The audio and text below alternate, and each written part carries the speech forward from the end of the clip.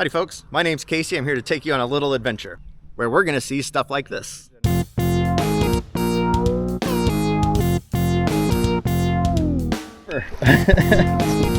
Dang, that's pretty cool.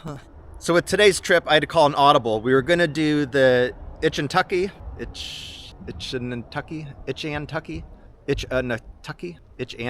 So today's trip, we were originally going to do the Ichetucknee River to the Santa Fe to the Suwannee and pull out right here. But Ichetucknee is closed due to a bunch of debris that's in it. And there's a sign, if you're in there, you get trespassed. And fined. So what we're going to do instead is put in here on the Suwannee and head upstream for about 5 hours. And then wherever that ends up being is going to be the turnaround point, and then enjoy the nice ride back.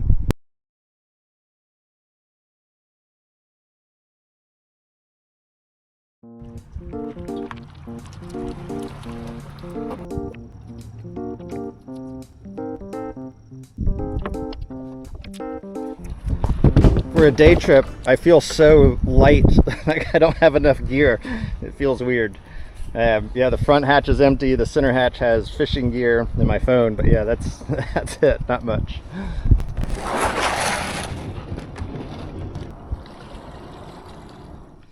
If you follow along in real time, one thing you'll notice is I'm using a different paddle. I returned my old one, the one that the paddle in was sliding out, and they didn't have a good replacement, so I had to order one on Amazon. So that's coming in a few days. Let's see how this river's looking. Lots of wind.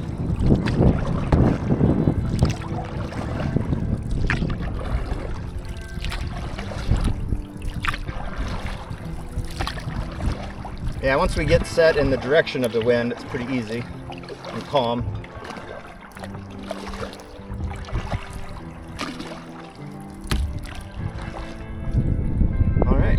See how the day goes. All right, so the purpose of this trip is really more of a workout than anything. That's why we're doing 5 hours upstream.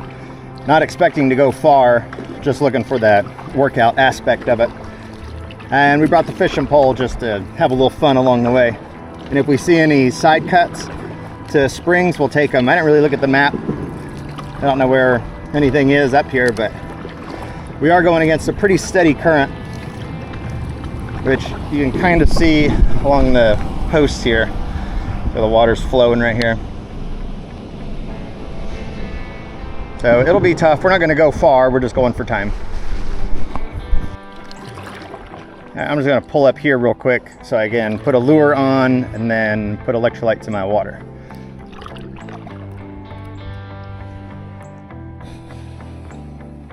All right. I do like this kayak over my yellow kayak because of how open everything is. It just feels like it's set up really nice for the rivers. And if it was faster, I would want to use it on the Everglades Challenge, but it's, I think, about a half a mile to a mile per hour slower, which, you know, over the course of several days really adds up. So I'll take the speed over the comfort of the yellow one.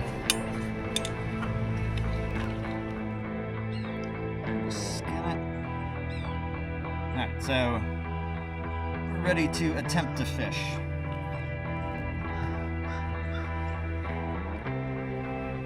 As we're paddling along, if I see any fish jump, we have one ready to cast out to. Look at this big washout spot right here. That's crazy.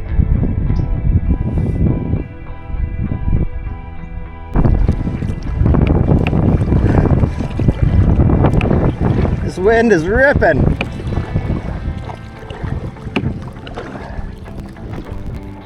That's crazy. These big gusts get caught in here. Like, I think they just get funneled in. I mean, it just really gets going. But yeah, I'm not making more than 2 miles an hour tops upriver. So maybe we'll get about 10 miles up here. We'll see. So real quick, as I'm slowing down and turning just by turning the camera on and stopping to paddle, but I checked the flow rate of the Suwannee River at Brantford, which is where we started, just 1.2 miles back, and the flow rate is 6,400 cubic feet per second. So when it's wide, which I'm in kind of a wide spot right now, it's not too bad, but when it narrows down, that 6,400 cubic feet per second is a lot to paddle against. Yeah, it looks like we're cruising. So you look at the shore. Look at these waves. There's some real action happening here.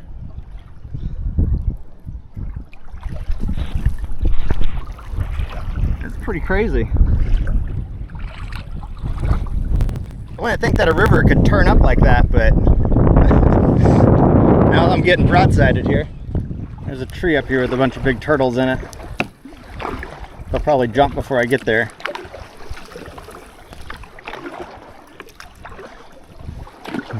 Some of them are pretty high. Oh, that's cute.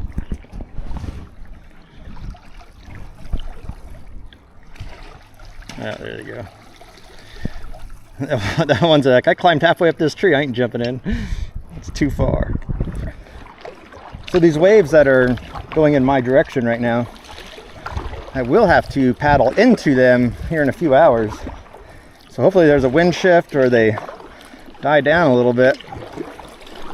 I'll still be able to kind of hug the shore to stay out of them if they are a problem. But something to think about for later. Yeah, look at these waves. This is crazy. I'm in a river. It's wild. Yeah, had I known the river was going to be like this, I would have brought my yellow kayak. The sea kayak would have done better than the flat bottom one here.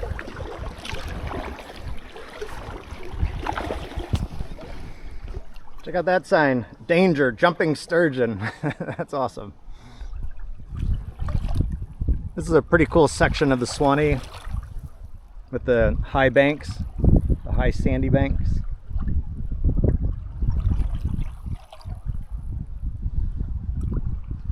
And lots of places to pull off too. I mean, I'm not sure if this is private or public or state-owned land, but the little sign on the tree right here says Swift Mud property, and that's a no hunting zone. So that should be okay to get out and be on that bank without getting in trouble. I just noticed on the other side of the river here, it might be a spring. We'll go check this out. Looks like the kayak's pinned up pretty well. Let's see. Let's hop in here. Oh yeah. There's one car up here.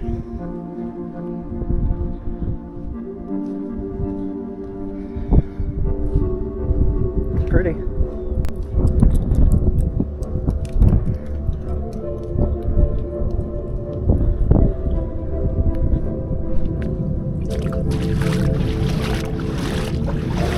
Oh wow, it actually feels warm.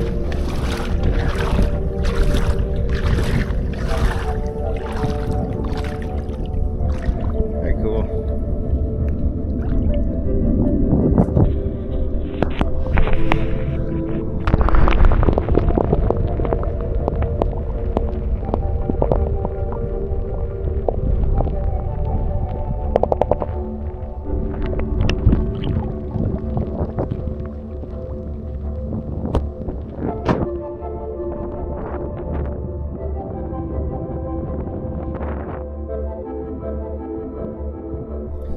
Yeah, that spring was pretty cool. Local gal came down. I was talking to her about it. She said it gets really popular, especially in the summertime. She said, but the water's always 72 degrees and beautiful. So, and she said at low, when the water's low on the Suwannee, there's even a waterfall that comes off of it. So, pretty cool spot. Now, when I missed our 2-hour mark, well, actually, 2 hours and 4 minutes, we've gone 4.4 miles.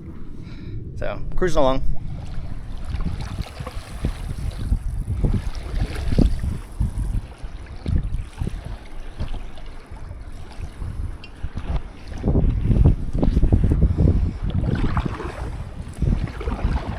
That thing's pretty cool. It's got a slide on the back.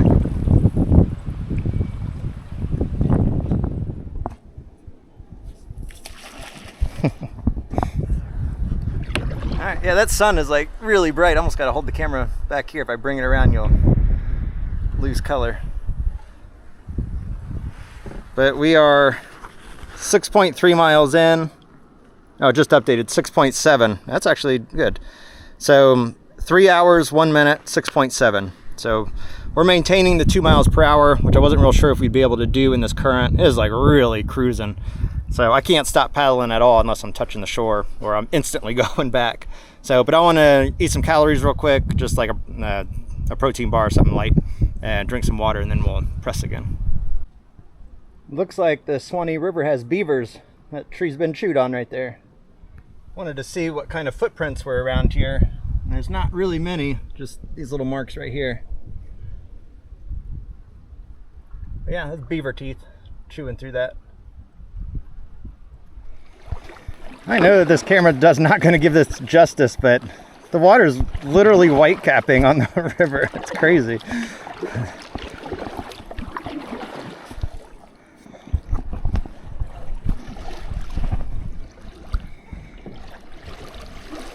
Isn't that wild? So as I'm paddling along, there's spots where I want to push myself a little bit harder. And I keep reminding myself that it's the consistency of my pace over the intensity. Like the long term, the tortoise and the hare and all that. But it made me come up with a little song. And it goes like this. It's consistency over intensity that gets you from point A to point B. There's a lot working against me, provoking intensity. But if it's the end you seek, then you need consistency. Okay, so it's not the best song in the world, but it did pass the time while I was paddling. This is kind of cool. It's Adam Track River Camp, the Suwannee River Wilderness Trail. And it says public welcome. And then they got Peacock Slough River Camp, 10 miles this way, upriver, Troy Springs, 2.5 miles that way. Hop out and check it out real quick. Now, it has pretty good timing. We're right at 4 hours. It's 3 hours and 59 minutes. And it shows 8.7. So we're doing pretty good. So, all right, let's go see. Nice wide stairs.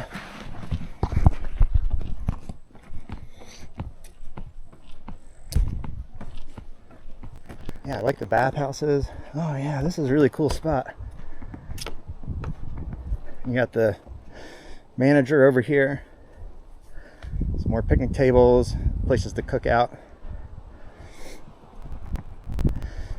Yeah, I don't know how many they have here, but we'll check one out.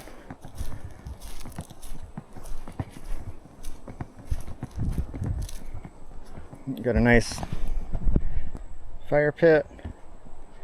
Trash can, which is a luxury when you're on a long trip. Little grill. I don't know if you heard my stomach growling.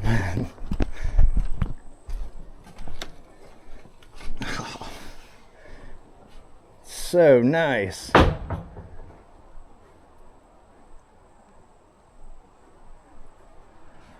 Oh, there's power. Well, there's on the roof, there's a power box. Oh, and there's outlets right here, so you can charge all your stuff. Man, this is too cool. Huh.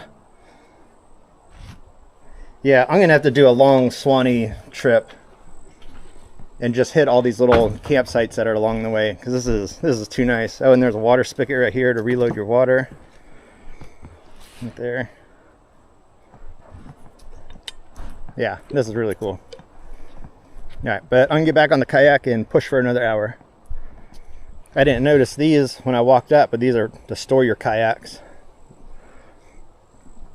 So you don't have to leave them down on the water. You can take them up here. All right, let's get back to the consistency over intensity.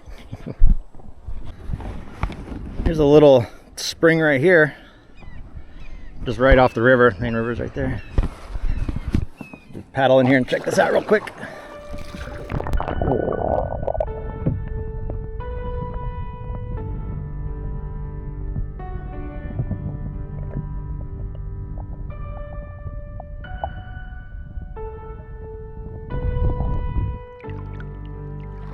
right, so coming up on the 5-hour mark, and there's a boat coming down the river, and I just realized I haven't seen another boat in the entire 5-hour, 11-mile trip that we've made here. The river's been really quiet. So once this boat passes, we're gonna go to shore and then take a little break and then start heading downstream.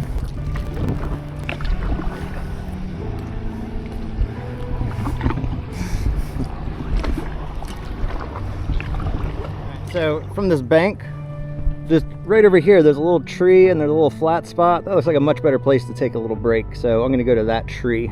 There's a lot of shallows right here going to this tree. I'm trying to figure out the best way to do this. This is too shallow right here.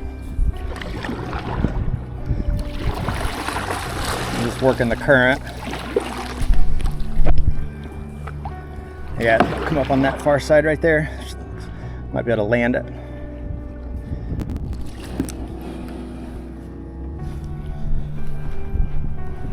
Alright, so our turnaround spot, we're at 4:57, so 5 hours, and we've done 11 miles. So just over 2 miles per hour.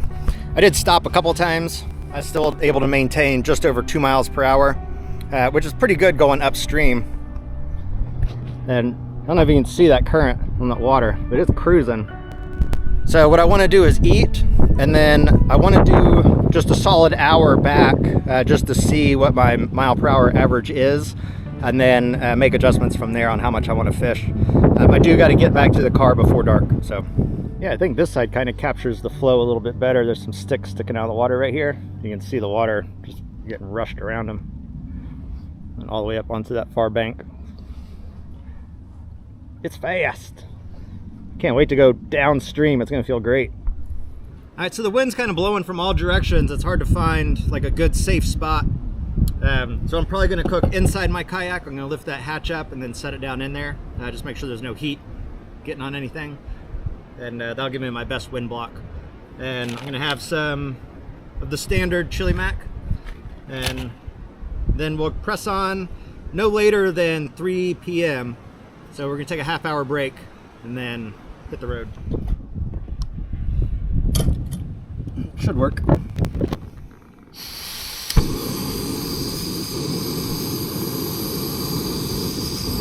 There's no heat around there.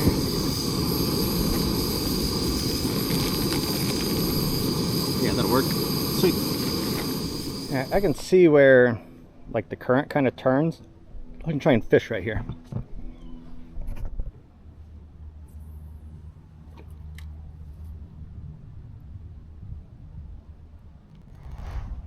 All right, let's go. Come on, fishy. Toss it out there and kind of let it sink. It's all in the name, right? Cinco.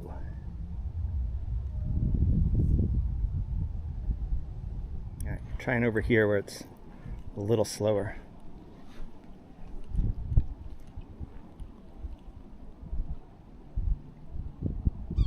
It still has a pretty fast drift, but.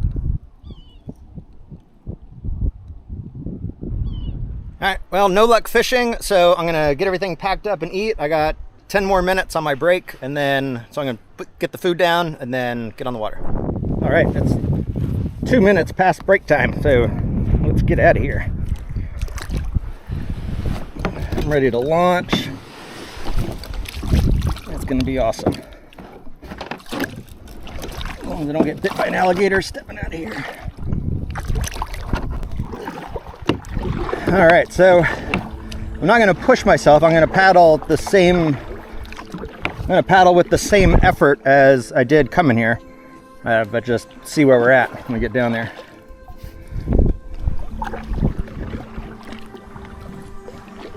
Yeah, I'm not paddling any faster or harder. Consistency over intensity. But yeah, we're just cruising. Like I can stop paddling for a second and we're still going. Like we're not slowing down or going backwards. There is often a headwind, and the headwind is pretty rough to go against. Right now we got it at our back for this bend, but all right, well, let's get to it. Let's see where we're at in an hour. Yeah, that wind's picking up. It's not even as bad as it was earlier today, but it pretty much stops me. I still got a little bit of momentum, but yeah, when I'm in that wind, it's kind of a bear to go through. Oh man, yeah, now I'm stopped. It's gonna be a fight to even go with the current against the wind. All right, right up. Do what we gotta do. I'm sure you can hear it. My hat keeps getting blown off. That's crazy.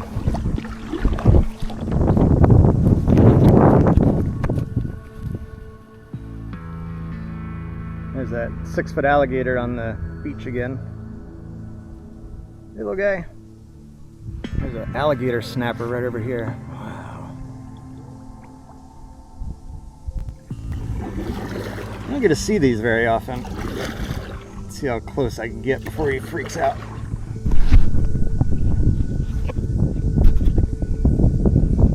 That's just a big soft-shell turtle. He's really big.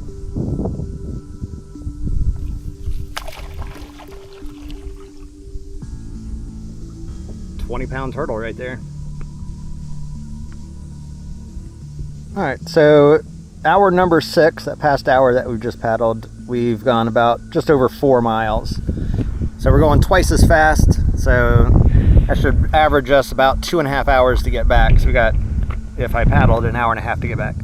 So I think what I'm gonna do is paddle for another hour just to get me within, 2 miles, and then fish from there. I just want to really make sure that I'm gonna make it home in time.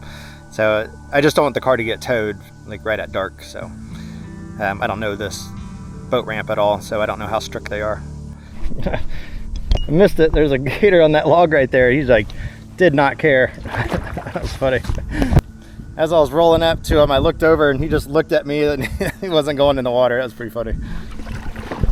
Well, getting into those bigger waves with that headwind. See, like right here, a little section of them. That's even filming down there. Just look at my feet.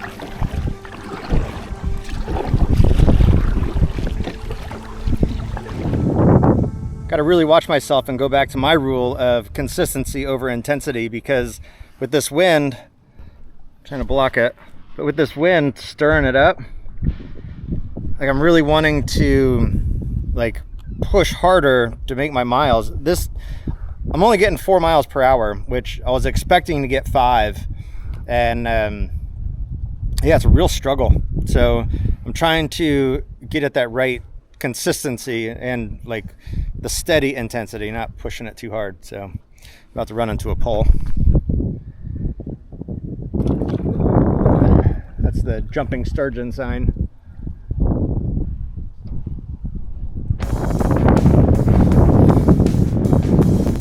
See if I can block that wind. But at our 7th hour of paddling, we were at 19.3.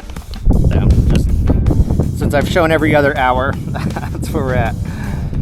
Oh, this wind. I can't believe it's stopping me from making forward progress. But yeah, seashore. There's some stagnant water over here. Let's see if I can get into it. There's some docks. Oh yeah, good hard cast. Oh yeah, right in it. It's like I'm a pro. Are there fish in there though?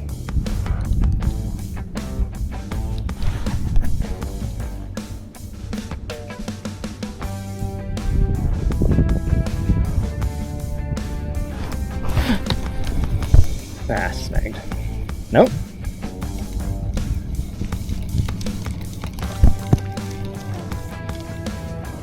I think a fish grabbed like the back end of it, maybe. Doesn't look too damaged. Got a little pole. Look, I got something. Let's see what we got here. Oh, it's a bass. All right. Hey, little guy. That's awesome. All right, not skunked.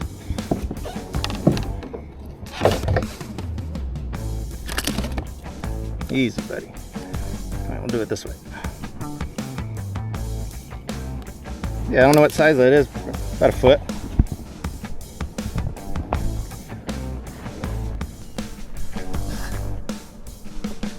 All right. Back in the water there, little guy. Oh, cool. We didn't get skunked. Well, how about that? We paddled 22 miles. We caught a fish.